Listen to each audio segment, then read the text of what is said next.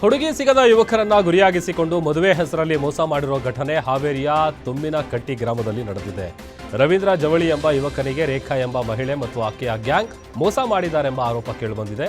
ಮದುವೆ ವೇಳೆ ವರನಿಂದ ಸುಮಾರು 2.5 ಲಕ್ಷ ರೂಪಾಯಿ ವಧು ದಕ್ಷಿಣೆ ಪಡೆದಿರುವುದಾಗಿ ಆರೋಪಿಸಲಾಗಿದ್ದು, ಮದುವೆಯಾದ ಕೇವಲ 5 ದಿನಗಳಲ್ಲೇ ಮಹಿಳೆಯ ಹಿನ್ನೆಲೆ ಬಹಿರಂಗ ಆಗಿದೆ. ರೇಖಾ ಈಗಾಗಲೇ 2-3 ಮದುವೆಯಾಗಿದ್ದು 2 ಮಕ್ಕಳು ಇರೋ ವಿಚಾರವನ್ನ ಮರೆಮಾಚಿ ಮದುವೆಯಾಗಿದ್ದಾಳೆ ಎಂಬ ಆರೋಪ ಕೇಳಿಬಂದಿದೆ. ಈ ಸತ್ಯ ಒಂದು ಫೋನ್ ಕಾಲ್ ಮೂಲಕ ಬಯಲಿಗೆ ಬಂದಿದೆ. ಸದ್ಯ ನ್ಯಾಯಕ್ಕಾಗಿ ಮೋಸಕ್ಕೊಳಗಾದ ಯುವಕ ಹಲಗೇರಿ ಠಾಣೆ ಮೆಟ್ಟಿಲೇರಿದ್ದು ಕೇಸ್ ದಾಖಲಿಸಿಕೊಂಡಿರುವ ಪೊಲೀಸರು ತನಿಖೆ ಕೈಗೊಂಡಿದ್ದಾರೆ. ಇಲ್ಲೊಬ್ಬ ತಂದೆ ನಿತ್ಯ ಕುಡಿದು ಬಂದು ಗಲಾಟೆ ಮಾಡೋದಲ್ಲದೆ ಮಗಳ ಓದಿದ ಪುಸ್ತಕವನ್ನು ಸುಟ್ಟು ಹಾಕಿರೋ ಘಟನೆಯು ದಾವಣಗೆರೆಯ ನ್ಯಾಮತಿಯಲ್ಲಿ ನಡೆದಿದೆ. ಅರುಂಡಿ ಗ್ರಾಮದ 10ನೇ ತರಗತಿ ವಿದ್ಯಾರ್ಥಿನಿಯೊಬ್ಬಳು ತನ್ನ ತಂದೆ ಮದ್ಯ ಸೇವಿಸಿ ಪ್ರತಿದಿನ ಗಲಾಟೆ ಮಾಡ್ತಿದ್ದಾನೆ ಮತ್ತು ತನ್ನನ್ನು ಶಾಲೆಗೆ ಕಳಿಸ್ತಾ ಇಲ್ಲ ಅಂತ ಅಸಹಾಯಕತೆಯಿಂದ 112ಗೆ ಸಹಾಯವಾಣಿಗೆ ಕರೆ ಮಾಡಿ ದೂರು ನೀಡಿದ್ಲು. ದೂರು ಬಂದ ಕೂಡಲೇ ಸಿಬ್ಬಂದಿಗಳಾದ ಹೇಮರಾಜ್ ಮತ್ತು ರವಿಕುಮಾರ್ ತಕ್ಷಣವೇ ಸ್ಥಳಕ್ಕೆ ಭೇಟಿ ನೀಡಿ ಬಾಲಕಿಯನ್ನ ವಿಚಾರಿಸಿದ್ದಾರೆ. ಬಾಲಕಿಯ ಮಾತು ಕೇಳಿ ಮರುಗಿದ ಪೊಲೀಸರು ತಕ್ಷಣವೇ ಆಕೆಗೆ ಅಗತ್ಯವಿದ್ದ ನೋಟ್ಬುಕ್ ಹಾಗೂ ಲೇಖನ ಸಾಮಗ್ರಿಗಳನ್ನು ತಮ್ಮ ಸ್ವಂತ ಖರ್ಚಿನಲ್ಲಿ ಕೊಡಿಸಿ ಧೈರ್ಯ ತುಂಬಿದ್ದಾರೆ.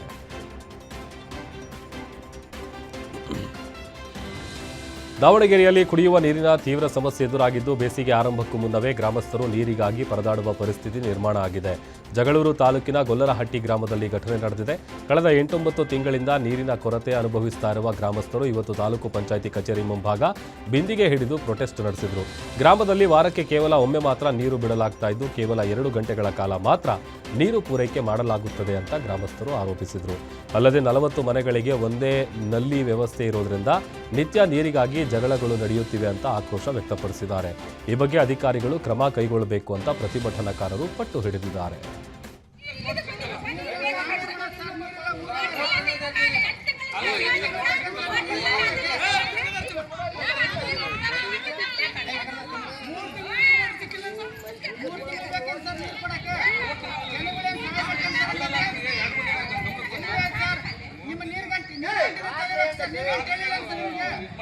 ನೀರು ಕಂಟಿನ್ಯೂ ಹೇಳಿಲ್ವ ನಿಮ್ಗೆ ನೀರಿಲ್ಲ ಅಂತ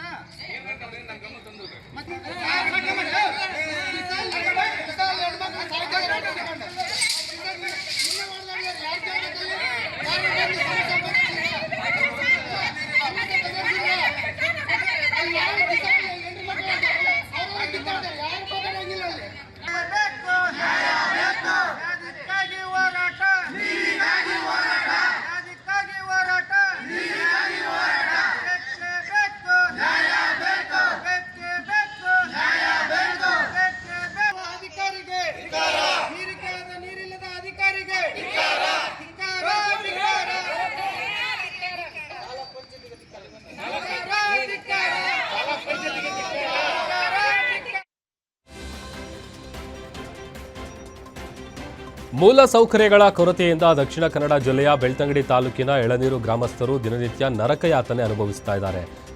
ಸಂಸೆ ಎಳನೀರು ದಿಡುಪೆ ರಸ್ತೆ ಅಭಿವೃದ್ಧಿ ಕೇವಲ ಭರವಸೆಯಲ್ಲೇ ಉಳಿದಿದ್ದು, ಗ್ರಾಮಸ್ಥರ ಹೋರಾಟಕ್ಕೂ ಇನ್ನೂ ಫಲ ಸಿಕ್ಕಿಲ್ಲ. ಕೇವಲ 9 ಕಿಲೋಮೀಟರ್ ರಸ್ತೆ ನಿರ್ಮಾಣವಾಗದೇ ಇರೋ ಕಾರಣ ಗ್ರಾಮ ಪಂಚಾಯಿತಿಗೆ ತೆರಳಲು ಗ್ರಾಮಸ್ಥರು ಸುಮಾರು 140 ಕಿಲೋಮೀಟರ್ ದೂರ ಕ್ರಮಿಸುವ ಅನಿವಾರ್ಯತೆ ಒಳಗಾಗಿದ್ದಾರೆ. ಹತ್ತಿರದ ದಾರಿ ಇದ್ರೂ ರಸ್ತೆ ನಿರ್ಮಿಸದೆ ಅಧಿಕಾರಿಗಳು ನಿರ್ಲಕ್ಷ್ಯ ತೋರ್ತಾ ಇದ್ದಾರೆ ಎಂಬ ಆರೋಪ ಗ್ರಾಮಸ್ಥರಿಂದ ಕೇಳಿಬರ್ತಾ ಇದೆ. ಈ ಬಗ್ಗೆ ಕೂಡಲೇ ಕ್ರಮ ಕೈಗೊಳ್ಳಬೇಕು ಅಂತ ಗ್ರಾಮಸ್ಥರು ಸರ್ಕಾರವನ್ನ ಒತ್ತಾಯಿಸ್ತಾ ಇದ್ದಾರೆ. ಹಾಸನ ಜಿಲ್ಲೆಯಲ್ಲಿ ಮತಾಂತರ ಯತ್ನ ನಡೆದಿರುವುದು ಅನುಮಾನಕ್ಕೆ ಕಾರಣ ಆಗಿದೆ. ಧರ್ಮಸ್ಥಳಕ್ಕೆ ಪಾದಯಾತ್ರೆ ಮಾಡುವ ಭಕ್ತರು ಸಂಚರಿಸುವಂತಹ ರಸ್ತೆ ಇಕ್ಕೆಲೆಗಳಲ್ಲಿ ಕೆಲವು ಪುಸ್ತಕಗಳು ಪತ್ತೆಯಾಗಿದೆ.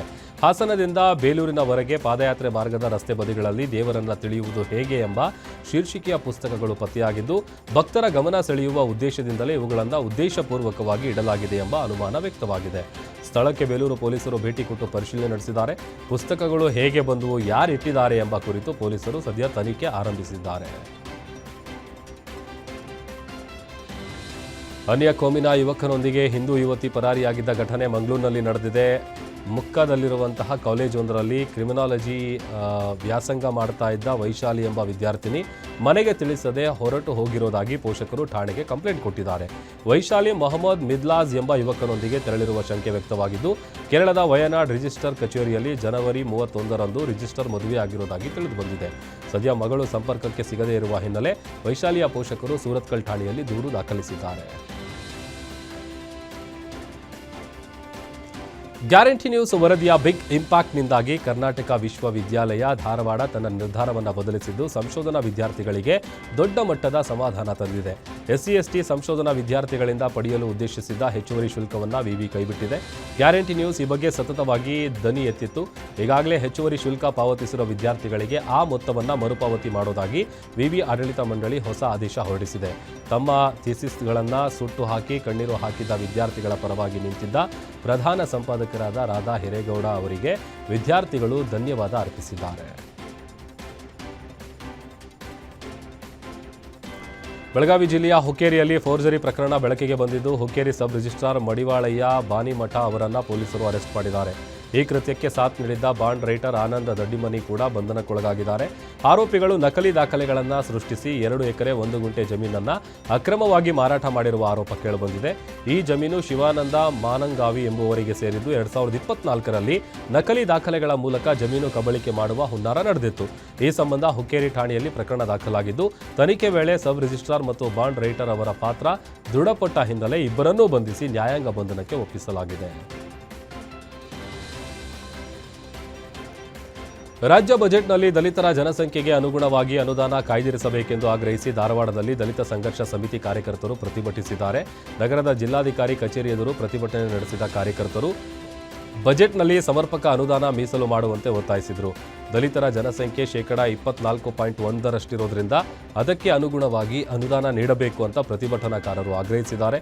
ಪ್ರತಿಭಟನೆಯ ಬಳಿಕ DSS ಕಾರ್ಯಕರ್ತರು ಜಿಲ್ಲಾಧಿಕಾರಿಗಳ ಮೂಲಕ ಮುಖ್ಯಮಂತ್ರಿಗೆ ಮನವಿ ಪತ್ರವನ್ನು ರವಾನೆ ಮಾಡಿದರು. ಭೂಮಿ ಹೊಂದಿರದೆ ತೀವ್ರ ಆರ್ಥಿಕ ಸಮಸ್ಯೆ ಎದುರಿಸುತ್ತಿರುವ ಬಡ ಕುಟುಂಬಗಳಿಗೆ ಮಾಸಿಕ ರೂಪಾಯಿ 5,000 ಆರ್ಥಿಕ ನೆರವು ನೀಡಬೇಕು.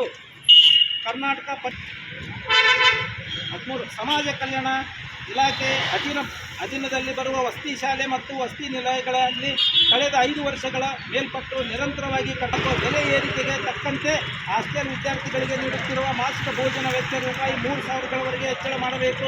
ಸಮಾಜ ಕಲ್ಯಾಣ ಇಲಾಖೆಯ ವಸತಿ ಶಾಲೆಗಳಲ್ಲಿ ಪುತ್ತೂರು ತಾಲೂಕು ಸರ್ಕಾರಿ ಆಸ್ಪತ್ರೆಗಳಲ್ಲಿ ಜಾಗಲ್ದಿನ್ನಿ ಗ್ರಾಮದ ಗರ್ಭಿಣಿ ಮಹಿಳೆ ರೇಖಾರಾದ ಅಂದಿನ ಮುಖ್ಯ ವೈದ್ಯಾಧಿಕಾರಿ doctor Shivanand, doctor Gangadhar, staff ನರ್ಸ್ಗಳಾದ ಶ್ರೀಮತಿ ಲಕ್ಷ್ಮಿ ಮತ್ತು ಜ್ಯೋತಿ ವಿರುದ್ಧ ಕೊಲೆ ಹಿಂದಿನ BJP ಸರ್ಕಾರದ ಅವಧಿಯಲ್ಲಿ ಜಾರಿಗೊಳಿಸಿದ ಕರ್ನಾಟಕ ಜಾನುವಾರು ಹತ್ಯೆ ಪ್ರತಿಬಂಧಕ ಮತ್ತು ಸಂರಕ್ಷಣಾ ಕಾಯ್ದೆ ವಿದೇಶಗಳಿಗೆ ಮಾಡುತ್ತಿರುವ ದನದ ಮಾಂಸ ಮತ್ತು ನಿಲ್ಲಿಸಬೇಕು.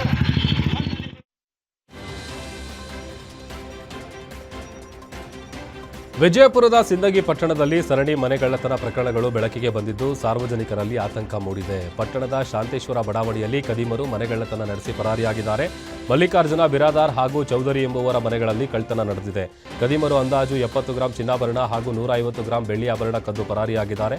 ಸ್ಥಳಕ್ಕೆ ಡಾಗ್ ಸ್ಕ್ವಾಡ್ ಹಾಗೂ ಬೆರಳಚ್ಚು ತಜ್ಞರು ಭೇಟಿ ನೀಡಿ ಪರಿಶೀಲನೆ ನಡೆಸಿದ್ದು, ಈ ಘಟನೆ ಸಿಂದಗಿ ಪೊಲೀಸ್ ಠಾಣಾ ವ್ಯಾಪ್ತಿಯಲ್ಲಿ ನಡೆದಿದ್ದು ಪ್ರಕರಣ ದಾಖಲಿಸಿಕೊಂಡಿರುವ ಪೊಲೀಸರು ಕಳ್ಳರ ಪತ್ತೆಗೆ ಬಲೆ ಬೀಸಿದ್ದಾರೆ. ಮೈಸೂರಿನ ಹಿನಕಲ್ ಸ್ಮಶಾನದಲ್ಲಿ ಮೃತ ವ್ಯಕ್ತಿಯ ಸಮಾಧಿ ಬಳಿ ವಾಮಾಚಾರ ನಡೆಸಲಾಗಿದೆ ಅನ್ನುವಂಥ ಆರೋಪ ಕೇಳಿಬಂದಿದ್ದು ಕುಟುಂಬಸ್ಥರಲ್ಲಿ ಆತಂಕ ಮೂಡಿದೆ.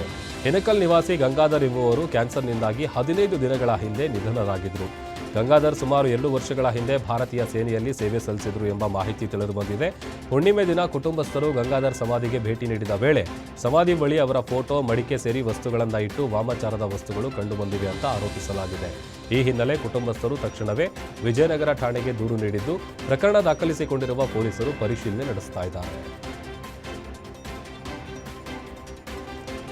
ಬಳ್ಳಾರಿ ಜಿಲ್ಲೆಯಲ್ಲಿ ನಡೀತಾ ಇದ್ದ ವಿವಿಧ ಅಕ್ರಮ ದಂಧೆಗಳಿಗೆ ಪೊಲೀಸರು ತೀವ್ರ ಕಡಿವಾಣ ಹಾಕಿದ್ದಾರೆ. ಕಳೆದ 1 ತಿಂಗಳ ಅವಧಿಯಲ್ಲಿ ಗಾಂಜಾ, ಮಟ್ಕಾ, ಗ್ಯಾಂಬ್ಲಿಂಗ್, ಅಕ್ರಮ ಮರಳು ಸಾಗಣೆ ಸೇರಿದಂತೆ ಒಟ್ಟು 127ಕ್ಕೂ ಹೆಚ್ಚು ಪ್ರಕರಣಗಳನ್ನು ದಾಖಲಿಸಲಾಗಿದೆ. ಈ ಕಾರ್ಯಾಚರಣೆ ವೇಳೆ 22 ದ್ವಿಚಕ್ರ ವಾಹನಗಳು ಹಾಗೂ 25 ಕಾರುಗಳನ್ನು ಪೊಲೀಸರು ಜಪ್ತಿ ಮಾಡಿದ್ದಾರೆ.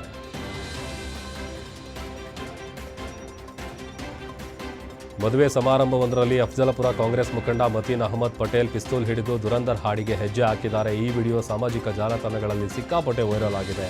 ಶಾಸಕ MY ಪಾಟೀಲ್ ಅವರ ಬಲಗೈ ಬಂಟ ಎಂದೇ ಗುರುತಿಸಿಕೊಂಡಿರುವ ಮತೀನ್ ಪಟೇಲ್ ಈ ಶೋ ಆಫ್ ನಡೆ ಕಾನೂನು ಬಾಹಿರ ಅಂತ ಹಲವರು ಆಕ್ಷೇಪ ವ್ಯಕ್ತಪಡಿಸಿದ್ದಾರೆ. ಅದರಲ್ಲೂ ಮದುವೆ ಸಮಾರಂಭದಂತಹ ಜನಸಂದಣಿಯ ಪ್ರದೇಶದಲ್ಲಿ ಪಿಸ್ತೂಲ್ ಹಿಡಿದು ಬಿಲ್ಡಪ್ ನೀಡಿರುವುದು ಗಂಭೀರ ವಿಚಾರ ಅಂತ ಪರಿಗಣಿಸಿ ಈ ಸಂಬಂಧ ಪೊಲೀಸ್ ಇಲಾಖೆ ತನಿಖೆ ಆರಂಭಿಸಿದೆ. ಇನ್ನು ಈ ಬಗ್ಗೆ ಸ್ಪಷ್ಟನೆ ಕೊಟ್ಟಿರೋ ಕಾಂಗ್ರೆಸ್ ಮುಖಂಡ ಮತೀನ್ ಪಟೇಲ್, ನಾನು ಯಾವುದೇ ಅಸಲಿ ಪಿಸ್ತೂಲ್ ಹಿಡಿದಿಲ್ಲ, ಪೋಸ್ಟ್ ಕೊಟ್ಟಿಲ್ಲ, ಅದೊಂದು ಆಟಿಕೆ ಪಿಸ್ತೂಲ್ ಅಷ್ಟೇ ಅಂತ ಹೇಳಿದ್ದಾರೆ. حق الميتر اللي نعرفه صيده سوي لي بندي بيزه حق الميتر اللي نعرفه صيده فدانه هيج عطني رقصه فريسه زيد عليها شوي عندي بيزه حق عندي بيزه حق الميتر اللي نعرفه صيده سوي لي بندي بيزه حق الميتر اللي نعرفه صيده فدانه هيج عطني رقصه فريسه زيد عليها شوي عندي بيزه حق عندي بيزه حق الميتر اللي نعرفه صيده سوي لي ಇವತ್ತ ನಾನು ಕೂಡ ಈ ಎಲ್ಲ ಮಾಧ್ಯಮದಲ್ಲಿ ನೋಡಿದೆ. ನಾನು ಹೋದ ತಿಂಗಳ 18ನೇ ತಾರೀಕು ಒಂದು ರೆಸಾರ್ಟ್ನಲ್ಲಿ ನನ್ನ ಕುಟುಂಬದ ಒಂದು ಕಾರ್ಯಕ್ರಮ ಇತ್ತು, ಸಂಗೀತ ಕಾರ್ಯಕ್ರಮ ಇತ್ತು. ನಮ್ಮ ಅಕ್ಕವ್ರ ಮಗಳ ಒಂದು ಸಂಗೀತ ಕಾರ್ಯಕ್ರಮ ಇತ್ತು, ಅವ್ರದ್ದು ವಾರ್ಷಿಕ ಕಾರ್ಯಕ್ರಮ ಇತ್ತು. ಅದರಲ್ಲಿ ನಮ್ಮ ಕುಟುಂಬ ಸದಸ್ಯರು, ನನ್ನ ಮಕ್ಕಳು, ನಮ್ಮ ಎಲ್ಲ ಕುಟುಂಬ ಸದಸ್ಯರು ಇದ್ದರು. ಅದರಲ್ಲಿ ನನಗೊಂದು ಸಂಗೀತದ ಒಂದು ಪಾತ್ರ ಕೊಟ್ಟಿರು. ಎಲ್ಲ ಮನೆಯಲ್ಲಿ ಅಂದೊಬ್ಬರವ್ರಿಗೆ ಪಾತ್ರ ಕೊಟ್ಟಿರು. ಅದರಲ್ಲಿ ಒಂದು ನಮಗೆ ಸಂಗೀತ ದುರಂಧರ್ ಫಿಲ್ಮ್ದು ಒಂದು ಪಾತ್ರ ಕೊಟ್ಟಿರು. ಅದ್ರಾಗ ನಕಲಿ ಟಾಯ್ಸ್ ಕೊಟ್ಟು ನಮ್ಮ ಮಗ ಅದ, ನಮ್ಮ ಮಕ್ಕಳು ಎಲ್ಲ ಅದ, ಪಾಪ ನೀವು ಒಂದು ಪಾತ್ರ ಮಾಡಿರಿ ಅಂತ ರಿಕ್ವೆಸ್ಟ್ ಮಾಡೋಣ. ನಾವೊಂದು ಅದರಲ್ಲಿ ಒಂದು ಮನೆ ಕುಟುಂಬದ ಕಾರ್ಯಕ್ರಮದಲ್ಲಿ ಒಂದು ಪಾತ್ರ ಮಾಡಿದ್ದೇನೆ ಅಷ್ಟೇ. ಅದಕ್ಕೆ ಬಿಟ್ಟು ನಾನು ಅಲ್ಲಿ ಏನೋ ಕಾರ್ಯಕ್ರಮದಲ್ಲಿ ಶೂಟ್ ಮಾಡಲಿಲ್ಲ. ನಾನು ಜವಾಬ್ದಾರಿ ಸ್ಥಾನದಾಗ ಇಟ್ಕೊಂಡು ಆ ಥರ ಏನಿಲ್ಲ. ಒಂದು ಮನೆತನ ಕಾರ್ಯಕ್ರಮದಲ್ಲಿ ಏನೋ ಮಕ್ಕಳು ರಿಕ್ವೆಸ್ಟ್ ಮಾಡಿದ್ಮೇಲೆ ಒಂದು ಸೀನ್ ಮಾಡಿದ್ದೀನಿ ಅಷ್ಟೇ, ಒಂದು ಪಾತ್ರ. ಇಲ್ಲಿ ಒಂದು ರಾಜಕಾರಣಿ ಅಂತ ನಾನು ತಿಳ್ಕೊಬೋದು. ಯಾಕಂದರೆ ಒಂದು ರಾಜಕಾರಣಿ ಮಾಡಲಿ ಅವರು, ನಾವು ಬೇರೆ ಬೇರೆ ಇದರಲ್ಲಿ ನಾವು ರಾಜಕಾರಣಿ ಇದ್ದಾಗ ನಾವು ರಾಜಕಾರಣಿ ಮಾಡೋಣ. ಒಂದು ಕುಟುಂಬದ ಕಾರ್ಯಕ್ರಮದಲ್ಲಿ ಈ ಥರ ವೈರಲ್ ಮಾಡ್ಕೊಂಡು ಇದು ಆಗಬೇಡದಿತ್ತು. ಇದು ನಮಗೂ ಭಾಳ ದುಃಖಿನ ಇದು. ಚಿಕ್ಕಬಳ್ಳಾಪುರ ತಾಲೂಕಿನ ದೊಡ್ಡ ಪೈಲಗುರ್ಕಿ ಬಳಿ ಭೀಕರ ರಸ್ತೆ ಅಪಘಾತ ಸಂಭವಿಸಿದೆ. ನಿಯಂತ್ರಣ ತಪ್ಪಿದ ಲಾರಿ ಅಟ್ಟಹಾಸಕ್ಕೆ ಬುಲೆರೋ ಪೀಸ್ ಆಗಿದೆ. ನೋಡ್ತಾ ಇದ್ದಂತೆಯೇ ಲಾರಿ ಚಕ್ರದಡಿ ಸಿಲುಕಿ ಬುಲೆರೋ ಚಾಲಕ ಸ್ಥಳದಲ್ಲೇ ಪ್ರಾಣ ಬಿಟ್ಟಿದ್ದಾನೆ. ಘಟನಾ ಸ್ಥಳಕ್ಕೆ ಜಿಲ್ಲಾ ಪೊಲೀಸ್ ವರಿಷ್ಠಾಧಿಕಾರಿ ಕುಶಾಲ್ ಚೌಕ್ಸೆ ಭೇಟಿ ನೀಡಿ ಪರಿಶೀಲನೆ ನಡೆಸಿದ್ದು, ಸದ್ಯ ಪೆರೇಸಂದ್ರ ಪೊಲೀಸ್ ಠಾಣಾ ವ್ಯಾಪ್ತಿಯಲ್ಲಿ ಪ್ರಕರಣ ದಾಖಲಾಗಿದೆ. ಮೃತರ ಕುಟುಂಬದ ಆಕ್ರಂದನ ಮುಗಿಲು ಮುಟ್ಟಿದೆ. ಕೆನಡಾದಲ್ಲಿ ನಡೆದ ಭೀಕರ ಹತ್ಯೆಯಲ್ಲಿನ ಕನ್ನಡಿಗ ಚಂದನ್ ಕುಮಾರ್ ಮೃತದೇಹವನ್ನು ಕರ್ನಾಟಕಕ್ಕೆ ತರಲು ಸಕಲ ಸಿದ್ಧತೆ ನಡೆಸಲಾಗಿದೆ. ಸ್ವಗ್ರಾಮವಾದ ನೆಲಮಂಗಲ ತಾಲೂಕಿನ ತ್ಯಾಮಗುಂಡ್ಲುಗೆ ಮೃತದೇಹ ತರಲು ಪೊಲೀಸರು ಹರಸಾಹಸ ಪಡ್ತಾ ಇದ್ದಾರೆ. ನೆಲಮಂಗಲ ತಹಶೀಲ್ದಾರ್ ಮನವಿಯನ್ನು ಸ್ವೀಕರಿಸಿದ್ದು, ಜಿಲ್ಲಾಧಿಕಾರಿ ಮುಖೇನ ಸರ್ಕಾರದ ಕಾರ್ಯದರ್ಶಿಗೆ ಮನವಿ ಸಲ್ಲಿಸಲಾಗಿದೆ. ಇದರೊಂದಿಗೆ ರಾಯಭಾರ ಕಚೇರಿ ಮೃತದೇಹ ತರಲು ಒಪ್ಪಿಗೆ ಸೂಚಿಸಿದ್ದು, ಎರಡೂ ದೇಶದ ಪತ್ರ ವ್ಯವಹಾರಗಳು ಮುಗಿದ ನಂತರ ಮೃತದೇಹ ರವಾನೆ ಸಾಧ್ಯ ಆಗುತ್ತೆ.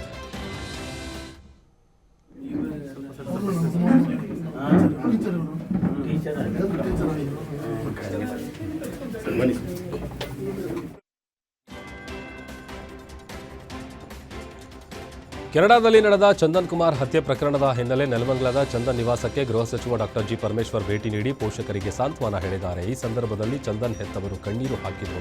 ಬಳಿಕ ಮಾತನಾಡಿದ ಪರಮೇಶ್ವರ್, ಚಂದನ್ ಹತ್ಯೆ ಸಂಬಂಧಿಸಿದಂತೆ ಕೆನಡಾದಲ್ಲಿ ತನಿಖೆ ಮುಂದುವರೆದಿದೆ. ಚಂದನ್ ಸ್ನೇಹಿತರನ್ನ ಸಂಪರ್ಕಿಸಿ ವಿಷಯ ತಿಳಿದುಕೊಂಡಿದ್ದಾರೆ. ಪ್ರಕ್ರಿಯೆ ಮುಗಿದ ಬಳಿಕ ಪಾರ್ಥಿವ ಶರೀರವನ್ನು ನಾಳೆ ಹಸ್ತಾಂತರ ಮಾಡಲಾಗುವ ಸಾಧ್ಯತೆ ಇದೆ ಅಂತ ಹೇಳಿದ್ದಾರೆ.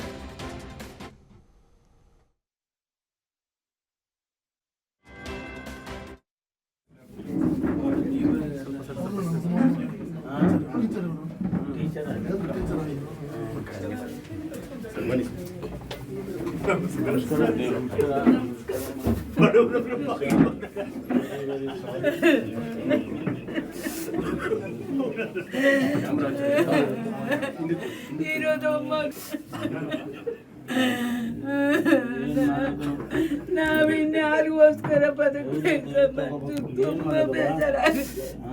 ಇರೋದೊಬ್ಬ ಮಗನ ಕಳ್ಕೊಂಡ್ಬಿಟ್ಟೆ. ಟೀಚರ್ ಆಗಿ ಸರ್ವಿಸ್ ಮಾಡಿದ್ರೆ, ಟೀಚರ್ ಆಗಿ ಮಂಡ್ಯದಲ್ಲೆಲ್ಲ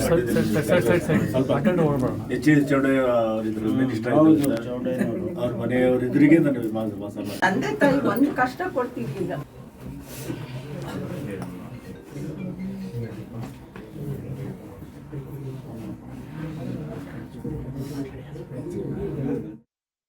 ಮೊಹಮ್ಮದ್ ಸಲೀಮ್ರನ್ನ ಮದುವೆಯಾಗಿರುವುದಾಗಿ ಹೇಳಿದ್ದಾಳೆ. ಈ ವಿಚಾರ ತಿಳಿದು ನಿಶಾ ಪೋಷಕರಿಗೆ ಆಘಾತ ಉಂಟಾಗಿದೆ. ಕಾಡೆ ಮುಂದೆ ಮಗಳನ್ನ ಮನೆಗೆ ಬಾ ಅಂತ ಕೇಳಿಕೊಂಡ್ರು. ನಿಮ್ಮ ಜೊತೆ ಬರಲ್ಲ ಅಂತ ಯುವತಿ ನಿರಾಕರಿಸಿದ್ದಾಳೆ. ಮಗಳು ಪೊಲೀಸ್ ವಾಹನದಲ್ಲಿ ತೆರಳುವ ವೇಳೆ ತಾಯಿ ವಾಹನದ ಮುಂದೆ ಅಡ್ಡ ಮಲಗಿ ಎಷ್ಟೇ ಕಣ್ಣೀರಿಟ್ರೂ ಮಗಳ ಮನಸ್ಸು ಮಾತ್ರ ಕರಗಲಿಲ್ಲ.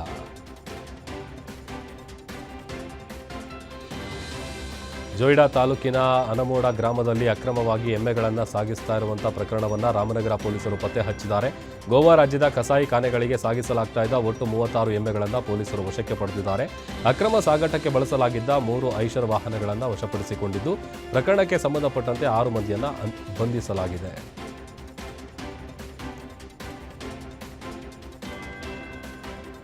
ಆಂಧ್ರ ಮೂಲದ ರೌಡಿ ಶೀಟರನ್ನು ಮಾರಕಾಸ್ತ್ರಗಳಿಂದ ಕೊಲೆ ಮಾಡಿರುವ ಘಟನೆ ಕೋಲಾರ ಜಿಲ್ಲೆಯ ಮುಳಬಾಗಿಲು ತಾಲೂಕಿನ ಹೆಬ್ಬಣಿ ಗ್ರಾಮದ ಬಳಿ ನಡೆದಿದೆ.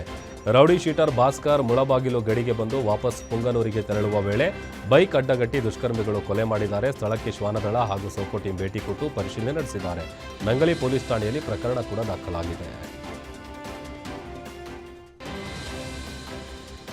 ಯಾದಗಿರಿ ನಗರದ ರಾಜೀವ್ ಗಾಂಧಿ ನಗರದಲ್ಲಿ ಮನಕಲಕುವ ಘಟನೆಯೊಂದು ನಡೆದಿತ್ತು. ಮದ್ಯ ಸೇವನೆ ಮಾಡಬಾರದು ಅಂತ ಬುದ್ಧಿಮಾತು ಹೇಳಿದ್ದ ಪುತ್ರಿಯನ್ನ ತಾಯಿಯೇ ಕುತ್ತಿಗೆ ಹಿಸುಕಿ ಕೊಲೆಗೈದಿದ್ದಾಳೆ.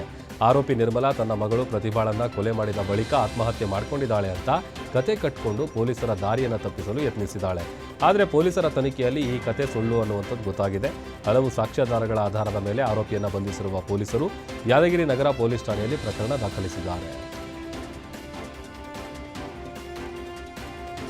ಕುರಿಗಾಹಿಯೊಬ್ಬರ ಮೇಲೆ ತಲವಾರ್ನಿಂದ ಹಲ್ಲೆ ಮಾಡಿದ ಘಟನೆ ಕಲಬುರಗಿ ಆಳಂದ ತಾಲೂಕಿನ ಖಜೂರಿ ಗ್ರಾಮದಲ್ಲಿ ನಡೆದಿದೆ. ಖಜೂರಿ ಗ್ರಾಮದ ಹೊರವಲಯದ ಜಮೀನಿನಲ್ಲಿ ಕುರಿಗಳನ್ನು ಮೇಯಿಸಲು ಹೋಗಿದ್ದ ವೇಳೆ ಈ ಘಟನೆ ಸಂಭವಿಸಿದೆ. ಪಾಂಡು ಮಾನೆ ಎಂಬ ಕುರಿಗಾಹಿಯ ಮೇಲೆ ದುಷ್ಕರ್ಮಿಗಳು ತಲವಾರ್ನಿಂದ ಹಲ್ಲೆ ನಡೆಸಿದ್ದಾರೆ. ಜಮೀನಿನಲ್ಲಿದ್ದ ಮರದಿಂದ ಕುರಿಗಳಿಗೆ ಸೊಪ್ಪು ಕಿತ್ತು ಕೊಟ್ಟಿದ್ದೇ ಹಲ್ಲೆಗೆ ಕಾರಣ ಎನ್ನಲಾಗಿದೆ. ಘಟನೆಗೆ ಆಳಂದ ಪೊಲೀಸ್ ಠಾಣಾ ವ್ಯಾಪ್ತಿಯಲ್ಲಿ ನಡೆದಿದ್ದು ಸ್ಥಳಕ್ಕೆ ಪೊಲೀಸರು ಭೇಟಿ ಕೊಟ್ಟು ಪರಿಶೀಲನೆ ನಡೆಸಿದ್ದಾರೆ. ಬನ್ನೇರುಘಟ್ಟ ಸಮೀಪದ ಚಿಕ್ಕಕಮ್ಮನಹಳ್ಳಿ ಪ್ರದೇಶದ ಸ್ಕ್ರಾಪ್ ಗೋದಾಮಿನಲ್ಲಿ ಭಾರೀ ಅಗ್ನಿ ಅವಘಡ ಸಂಭವಿಸಿದೆ. ಶ್ರೀ ಸಾಯಿ ಪ್ರಸನ್ನ ಇಂಡಿಯನ್ ಸರ್ವಿಸ್ಗೆ ಸೇರಿದ ಸ್ಕ್ರಾಪ್ ಗೋದಾಮಿನಲ್ಲಿ ಏಕಾಏಕಿ ಬೆಂಕಿ ಹೊತ್ಕೊಂಡಿದೆ. ಪ್ಲಾಸ್ಟಿಕ್ ಹಾಗೂ ಕೆಮಿಕಲ್ ವಸ್ತುಗಳು ಸೇರಿದಂತೆ ಸ್ಕ್ರಾಪ್ ವಸ್ತುಗಳು ಬೆಂಕಿಗಾಹುತಿಯಾಗಿದ್ದು ಗೋದಾಮು ಧಗಧಗನೆ ಹೊತ್ತಿ ಉರಿದಿದೆ. ಘಟನೆ ಸ್ಥಳದಲ್ಲಿ ದಟ್ಟವಾದ ಹೊಗೆ ಆವರಿಸಿಕೊಂಡಿದ್ದು ಸುತ್ತಮುತ್ತಲ ಪ್ರದೇಶದಲ್ಲಿ ಆತಂಕದ ವಾತಾವರಣ ಕೂಡ ನಿರ್ಮಾಣ ಆಗಿತ್ತು. ಸ್ಥಳಕ್ಕೆ ಹುಳಿಮಾವು ಅಗ್ನಿಶಾಮಕ ತಂಡ ಭೇಟಿ ನೀಡಿ ಪರಿಶೀಲನೆ ನಡೆಸಿದ್ದಾರೆ. ದಕ್ಷಿಣ ಕನ್ನಡ ಜಿಲ್ಲೆಯ ಬೆಳ್ತಂಗಡಿ ಪೊಲೀಸ್ ಠಾಣಾ ವ್ಯಾಪ್ತಿಯಲ್ಲಿ ನಡೆದಿದ್ದ ವಿದ್ಯಾರ್ಥಿನಿ ಕಿಡ್ನಾಪ್ ಕೇಸ್ಗೆ ಬಿಗ್ ಟ್ವಿಸ್ಟ್ ಸಿಕ್ಕಿದೆ. ಕಿಡ್ನಾಪ್ ನಾಟಕ ಮಾಡಿದರೆ ತನ್ನನ್ನು ಮಂಗಳೂರಿನ ಕಾಲೇಜಿಗೆ ಸೇರಿಸ್ತಾರೆ ಅಂತ ವಿದ್ಯಾರ್ಥಿನಿ ಪ್ಲಾನ್ ಮಾಡಿದ್ಲು. ಬ್ಲೇಡ್ನಲ್ಲಿ ತಾನೇ ಕೈ ಕುಯ್ಕೊಂಡು ನನ್ನನ್ನು ಕಿಡ್ನಾಪ್ ಮಾಡಲು ಬಂದಿದ್ರು ಅಂತ ಕತೆ ಕಟ್ಟಿದ್ಲು. ಪೊಲೀಸರು ಪ್ರಕರಣ ದಾಖಲಿಸಿಕೊಂಡು ಇಡೀ ದಿನ ಕಾರ್ಯಾಚರಣೆ ನಡೆಸಿ ವಿದ್ಯಾರ್ಥಿನಿಯನ್ನ ತನಿಖೆ ನಡೆಸಿದಾಗ ಅಸಲಿ ಸತ್ಯ ಬಾಯ್ಬಿಟ್ಟಿದ್ದಾಳೆ. ಶಿವಮೊಗ್ಗ ಜಿಲ್ಲೆಯ ಶಿಕಾರಿಪುರದಲ್ಲಿ ಮೈ ನಡುಗಿಸುವ ಅಪಘಾತವೊಂದು ನಡೆದಿದೆ. ಶೀರಿಹಳ್ಳಿ ತಾಂಡಾದ ಬಳಿ ಚಲಿಸ್ತಾ ಇದ್ದ ಬಸ್ಸಿನ ವೀಲ್ ಕಟ್ಟಾಗಿ ಚಾಲಕನ ನಿಯಂತ್ರಣ ತಪ್ಪಿದ ಬಸ್ ನೇರವಾಗಿ ರಸ್ತೆ ಪಕ್ಕದ ಅಡಿಕೆ ತೋಟಕ್ಕೆ ನುಗ್ಗಿದೆ. ಬಸ್ನಲ್ಲಿ ವಿದ್ಯಾರ್ಥಿಗಳು ಸೇರಿದಂತೆ ಸುಮಾರು 25ಕ್ಕೂ ಹೆಚ್ಚು ಜನರು ಪ್ರಯಾಣ ಮಾಡ್ತಾ ಇದ್ರು. ಅಪಘಾತದಿಂದ ಪ್ರಯಾಣಿಕರು ಕೂದಲೆಳೆ ಅಂತರದಲ್ಲಿ ಪಾರಾಗಿದ್ದಾರೆ. ಇನ್ನು ಅಪಘಾತದಲ್ಲಿ ಕೆಲವರಿಗೆ ಸಣ್ಣ ಪುಟ್ಟ ಗಾಯ ಆಗಿದ್ದು ಸ್ಥಳೀಯ ಆಸ್ಪತ್ರೆಯಲ್ಲಿ ಚಿಕಿತ್ಸೆ ಪಡಿತಾ ಇದ್ದಾರೆ.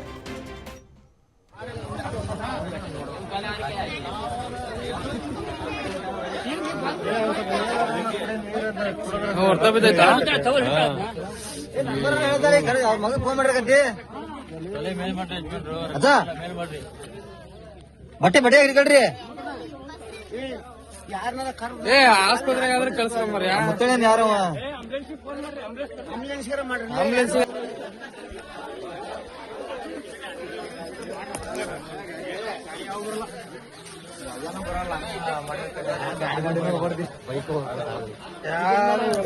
ಒಂದು ಬೈಕ್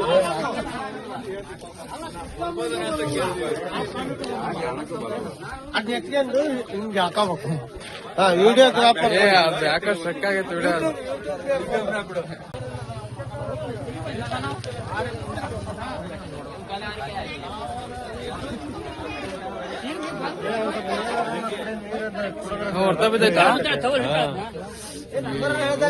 ಮಗ ಫೋನ್ ಮಾಡ್ರಿ.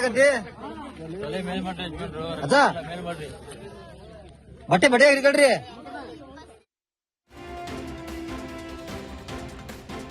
ಕೋಳಿ ಫಾರ್ಮ್ನಿಂದ ಬರುವ ನೊಣಗಳ ಕಾಟಕ್ಕೆ ಮೊರಾರ್ಜಿ ಶಾಲೆ ಮಕ್ಕಳು ಹೈರಾಣಾಗಿರುವ ಘಟನೆ ಚಿತ್ರದುರ್ಗ ಜಿಲ್ಲೆ ಮೊಳಕಾಲ್ಮೂರು ತಾಲೂಕಿನ ದೇವಸಮುದ್ರ ಗ್ರಾಮದಲ್ಲಿ ನಡೆದಿದೆ.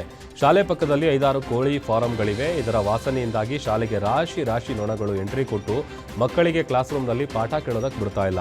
ಇತ್ತ ಅಡುಗೆ ಮಾಡುವ ಕೋಣೆಗೂ ರಾಶಿ ನೊಣ ನುಗ್ಗಿ ಕಾಟ ಕೊಡ್ತಾ ಇದೆ. ಇನ್ನು ಇದರಿಂದ ಮಕ್ಕಳ ಹಾಗೂ ಸ್ಥಳೀಯರ ಆರೋಗ್ಯದ ಮೇಲೆ ಗಂಭೀರ ಪರಿಣಾಮ ಬೀರುತ್ತಾ ಇದೆ. ಕೂಡಲೇ ಅಕ್ರಮ ಕೋಳಿ ಫಾರ್ಮ್ಗಳಿಗೆ ಕಡಿವಾಣ ಹಾಕಿ ಅಂತ ಮನವಿ ಮಾಡ್ತಾ ಇದ್ದಾರೆ. ಸಾಗರ ನಗರದ ಚಾಮರಾಜಪೇಟೆಯ ಸಂಜೀವಿನಿ ಆಸ್ಪತ್ರೆ ಮುಂಭಾಗ ಜಾತ್ರೆಗೆಂದು ಹಾಕಲಾಗಿದ್ದ ಟೆಂಟ್ ಮೇಲೆ ಬೃಹತ್ ಗಾತ್ರದ ಮರದ ರೆಂಬೆಯೊಂದು ಉರುಳಿ ಬಿದ್ದಿದೆ.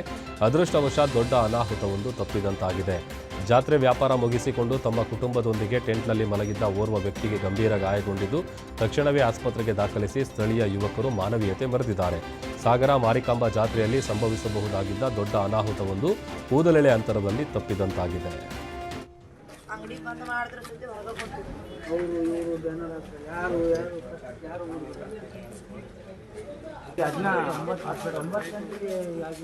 ನಾವು ಮಲ್ಕೊಂಡಿದ್ದೋ ಅಂತ ಅಂಗಡಿ ಬಂದ್ ಮಾಡಿ ಮಲ್ಕೊಂಡಿದ್ದೋ, ಡೈಲಿ ಮಲ್ಕೋತು ಅಲ್ಲಿ. ನಾವು ಚೆನ್ನಾಗಿ ಮಲ್ಕೊಂಡಿದ್ದೋ, ಮೆಜಮಾನ್ ಮಲ್ಕೊಂಡು ಅದು ಹೆಂಗ್ ಬಿತ್ತು ನಮ್ಗೆ ಗೊತ್ತಿಲ್ಲ. ಅದು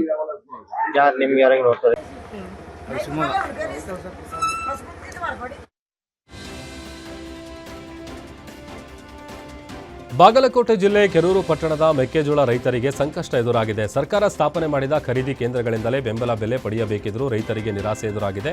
ಕಾರ್ತಿಕ್ ಅಗ್ರೋ ಕಾರ್ಖಾನೆ 45,000 ಕ್ವಿಂಟಾಲ್ ಮೆಕ್ಕೆಜೋಳ ಖರೀದಿಸಬೇಕಾಗಿದ್ದರೂ ಕೇವಲ 14,000 ಕ್ವಿಂಟಾಲ್ ಮಾತ್ರ ಖರೀದಿಸಿತ್ತು. ಬಳಿಕ ಖರೀದಿ ಕೇಂದ್ರ ಸ್ಥಗಿತಗೊಂಡಿತು. ಸುಮಾರು 20 ದಿನಗಳ ಬಳಿಕ ಕೇಂದ್ರ ಪುನಃ ಆರಂಭವಾಗಿ ಹೊಸ ನೋಂದಣಿ ಪ್ರಾರಂಭ ಆಯಿತು. ಈ ಬಗ್ಗೆ ರೈತರಿಂದ ಖರೀದಿ ಕೇಂದ್ರದ ವಿರುದ್ಧ ಆಕ್ರೋಶ ವ್ಯಕ್ತವಾಗಿದ್ದು ಸರ್ಕಾರಕ್ಕೆ ಸೂಕ್ತ ಕ್ರಮ ಕೈಗೊಳ್ಳುವಂತೆ ಮನವಿ ಮಾಡಿದ್ದಾರೆ. ಚಿರತೆಯೊಂದು ಪ್ರತ್ಯಕ್ಷವಾಗಿ ಜನರಲ್ಲಿ ಆತಂಕ ಮೂಡಿಸಿದ ಘಟನೆ ದಾವಣಗೆರೆ ಜಿಲ್ಲೆಯ ಹರಿಹರದ ತುಂಗಭದ್ರಾ ನದಿ ಪಕ್ಕದಲ್ಲಿರುವ ಕಿರ್ಲೋಸ್ಕರ್ ಕಂಪನಿ ಬಳಿ ನಡೆದಿದೆ. ಕಿರ್ಲೋಸ್ಕರ್ ಕಂಪನಿಗೆ ಸಂಬಂಧಿಸಿದ ಸ್ಥಳದಲ್ಲಿ ಚಿರತೆ ಪ್ರತ್ಯಕ್ಷವಾದಂತಹ ದೃಶ್ಯ ಸಿಸಿ ಕ್ಯಾಮೆರಾದಲ್ಲಿ ಸೆರೆಯಾಗಿದ್ದು ಜನರಲ್ಲಿ ಆತಂಕ ಶುರುವಾಗಿದೆ. ಚಿರತೆಯು ಗರ್ಜಿಸುತ್ತಾ ಮನೆಯ ಮೇಲೆ ಹತ್ತುವ ಹಾಗೂ ಚಿರತೆಯ ಕಾಲುಗಳು ಮಾತ್ರ ಸಿಸಿ ಕ್ಯಾಮೆರಾದಲ್ಲಿ ಸೆರೆಯಾಗಿದೆ.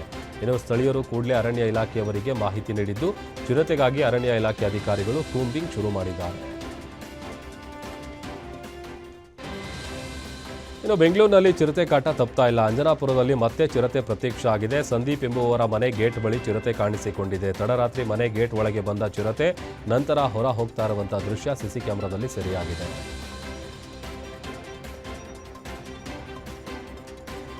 ಮಲೆಮಹದೇಶ್ವರ ಬೆಟ್ಟದಲ್ಲಿ ಚಿರತೆ ಬಾಲಕನ ಮೇಲೆ ದಾಳಿ ಮಾಡಿದೆ. ಬೆಳಗ್ಗೆ 11:30 ಸಮಯದಲ್ಲಿ ತಾಳು ಬೆಟ್ಟದ 7ನೇ ತಿರುವಿನಲ್ಲಿ ದಾಳಿ ಮಾಡಿದ್ದು ಅದೃಷ್ಟವಶಾತ್ ಬಾಲಕ ಪ್ರಾಣಾಪಾಯದಿಂದ ಪಾರಾಗಿದ್ದಾನೆ. ಗಾಯಗೊಂಡ ಬಾಲಕನಿಗೆ ಸ್ಥಳೀಯ ಆಸ್ಪತ್ರೆಗೆ ಚಿಕಿತ್ಸೆಯನ್ನು ಕೊಡಿಸಲಾಗ್ತಾ ಇದೆ. ದಾಳಿ ಮಾಡಿದ ಚಿರತೆಯನ್ನು ಸೆರೆ ಹಿಡಿಯುವುದಕ್ಕೆ ಅರಣ್ಯ ಇಲಾಖೆ ಕ್ರಮ ಕೈಗೊಳ್ತಾ ಇದೆ.